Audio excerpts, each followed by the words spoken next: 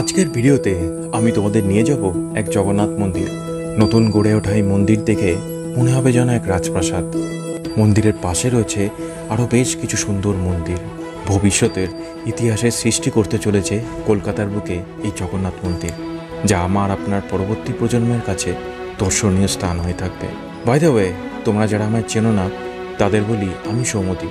তোমরা দেখছো পঙ্গা ইন্ডি blog channel, যেখানে নতুন পুরনো মিলে বিভিন্ন জায়গার সন্ধান তোমাদের দিয়ে থাকি। Please keep watching my channel and subscribe. Hi friends, welcome to my new blog. কেমন আছো সবাই? আশা করি তোমরা সবাই ভালো আছো, সুস্থ আছো। আমি আজ তোমাদেরকে নিয়ে যাব জগন্নাথ মন্দির। আগের বছর তোমাদেরকে নিয়ে গেছিলাম কলকাতায় খিদিরপুরে এক জগন্নাথ মন্দিরে। তো এবার তোমাদেরকে নিয়ে যাব নিউ টাউনে গড়ে ওঠা নতুন এক জগন্নাথ মন্দির। তো এই জগন্নাথ মন্দির কোথায়, কীভাবে আসবে, যাবতীয় বৃত্তান্ত কিন্তু আমার এই ভিডিওতে আজ থাকবে। তো ভিডিওটা তোমরা স্কিপ না করে দেখতে থাকো।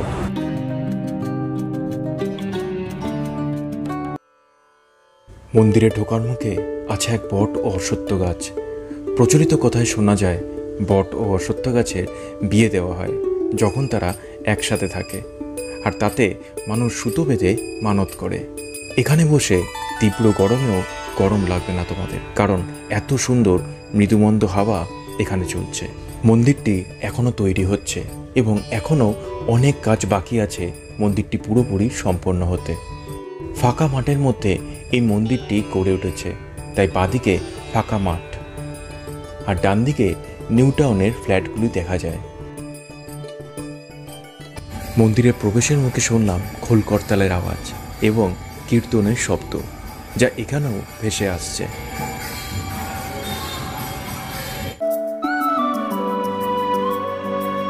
মন্দিরটির মধ্যে এক অসাধারণ শিল্পের ছোঁয়া দেখা যায়, আর দেখে মনে হয় যেন কোনো এক সাম্রাজ্যের রাজপ্রাসাদে এসে গেছি।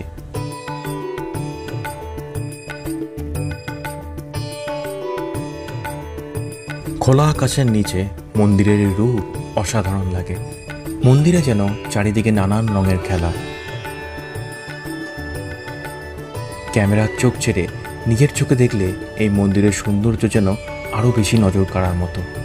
মন্দিরের মূল গেট দিয়ে ঢোকার পর দুপাশে গাছ দিয়ে সাজানো এবং সামনে বিরাট বড় এক আঙিনা, এবং সম্পূর্ণ আঙিনাটি মার্বেল পাথর দ্বারা তৈরি করা হয়েছে। মন্দিরের সামনে সম্ভবত একটি ফোয়ারা তৈরি হবে, যা এখনও কাজ চলছে, পুরোপুরি সম্পন্ন করা হয়নি। মন্দিরের চূড়াটিও খুব সুন্দরভাবে বানানো হয়েছে, আর তার মাঝেই এই মন্দিরে জগন্নাথ দেব বিরাজমান। মন্দিরের দেওয়ালে খোদাই করে বানানো আছে ভগবান বিষ্ণুর বিভিন্ন রূপ ও অবতারের বিগ্রহ।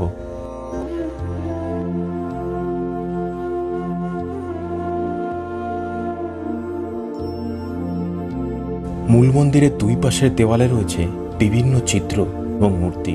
সেখানে রয়েছে শ্রীচৈতন্য মহাপ্রভু, শ্রীকৃষ্ণ এবং নারায়ণ মূর্তি।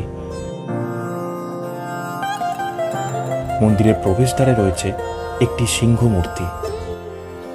মূল দ্বারের মধ্যে সোনালী রঙের সুন্দর কাজ আছে এবং ভগবান নারায়ণের সুন্দর মূর্তি রয়েছে। চলো এবার মন্দিরের ভেতর প্রবেশ করা যাক। মন্দিরের ভিতরেও রয়েছে ভগবান বিষ্ণুর বিভিন্ন মূর্তি খোদাই করে বানানো। মন্দিরের বাইরে থেকে যে নাম কীর্তনের আওয়াজ পাওয়া যাচ্ছিল, চলো এবার তার সামনে থেকে শুনে নেওয়া যাক।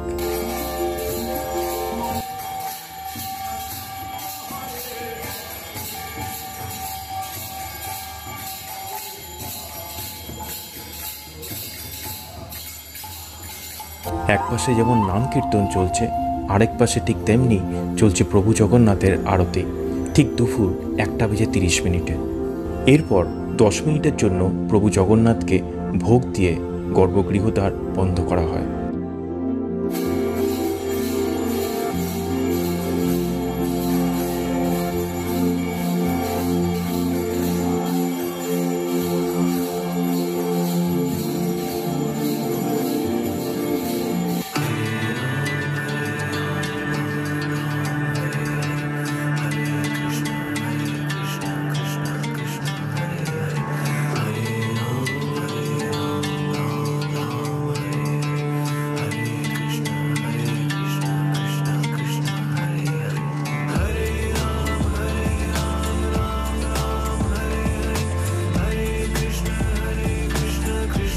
মন্দিরের গর্ভগৃহের দ্বার খুলে যেতেই প্রভুর দর্শনে সামনে গেলাম।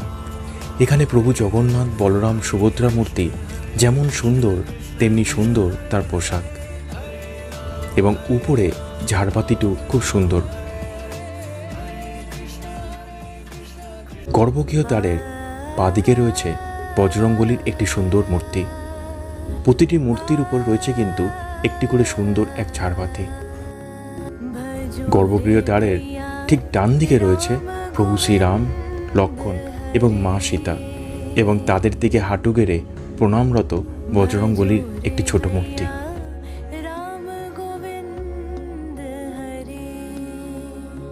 মূর্তির উপর রয়েছে প্রভু রামের একটি তীর ধনুক হাতে নেওয়া একটি ছোট মূর্তি। এই মন্দিরে কিন্তু ভোগ খাওয়ানো হয়, তোমাদের দেখাই চলো। এই মন্দিরে কিন্তু ভোগও খাওয়ানো হয়ে থাকে। আমার ভাগ্যে আজ ভোগ ছিল, তাই পেয়ে গেলাম কিন্তু এখানে। তবে এই প্রসাদের জন্য কোনো মূল্য দিতে হয় না।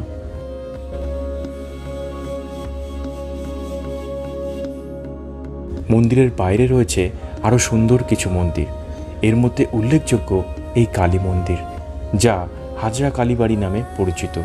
এই জগন্নাথ মন্দিরটি কিন্তু হাজরা কালীবাড়িরই একটা অংশ, তাই তোমরা যদি এখানে আসো জগন্নাথ মন্দির বললে কেউ কিন্তু চিনতে পারবে না, তোমাদের বলতে হবে হাজরা কালীবাড়ি যাব।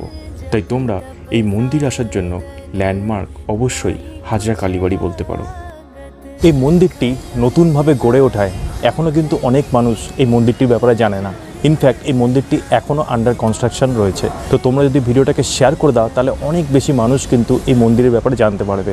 তোমরা একজন যদি 10 জনকে শেয়ার করে দাও তাহলে কিন্তু এভাবে অনেক মানুষ এই মন্দিরের ব্যাপারে জানতে পারবে। এই মন্দিরটি কখন খোলা থাকে তোমাদের বলি। এই মন্দিরটি কিন্তু সকাল 6টার সময় খোলা হয় এবং দুপুর 1টা পর্যন্ত খোলা থাকে। এরপর 10 থেকে 15 মিনিট ভোগ দিয়ে শয়ন দেওয়া হয়। তারপর 1:30টার সময়তে কিন্তু আবার মন্দিরের দরজা খুলে যায়। তো এরপর রাত্রি 9টা পর্যন্ত কিন্তু মন্দির খোলা থাকে। এবার তোমাদের বলি তোমরা এখানে আসবে কি করে। এখানে আসতে গেলে কিন্তু একটা অসুবিধা আছে, যেহেতু মন্দিরটা নতুন তার জন্য অনেকেই কিন্তু এই জায়গা সম্বন্ধে অবগত না। তার জন্য তোমাদের চলে আসতে হবে সাপুরজির দিকে যে বাসগুলো যাচ্ছে, বিধাননগর স্টেশন নেমে সাপুরজির দিকে যে বাসগুলো যাচ্ছে সেই দিকে কিন্তু তোমাদের চলে আসতে হবে। বিশ্ব বাংলা যে রেস্টুরেন্টটা আছে সেই রেস্টুরেন্টটা ক্রস করার পর সোজা চলতে থাকতে হবে, এবং ডান দিকে লক্ষ্য রাখবে একটা আর্মি ম্যানেজমেন্ট অফ ইনস্টিটিউট রয়েছে। সেই আর্মি ম্যানেজমেন্ট অফ ইনস্টিটিউটের পাশ দিয়ে যে রাস্তাটা চলে যাচ্ছে সেখান থেকে হেঁটে গেলে জাস্ট 2 মিনিট লাগবে। বাস দেখেছি KB16 বাস ওখানে যায়, এছাড়া 239 বাস কিন্তু দেখেছি। তো আশা করি ভিডিওটা তোমাদের খুবই ভালো লেগেছে। ভিডিওটা যদি ভালো লেগে থাকে ভিডিওটা প্লিজ লাইক ও শেয়ার করে দিও। শেয়ার করলে কিন্তু প্রচুর মানুষের কাছে এই ভিডিওটা একটু পৌঁছে দেয়। আর চ্যানেলটা যদি ভালো লেগে থাকে প্লিজ সাবস্ক্রাইব করে দিও, অ্যান্ড কমেন্টস করতে কিন্তু অবশ্যই বলো না ভিডিওটা তোমাদের কেমন লাগলো। তো দেখা হয়ে যাবে এমনই কোনো ভিডিওতে যেখানে কোনো নতুন কোনো মন্দির বা কোনো জায়গা বা কোনো ঐতিহাসিক ভিডিও নিয়ে আবার চলে আসবো। ততদিন তোমরা ভালো থেকো, সুস্থ থেকো। চলো বাই।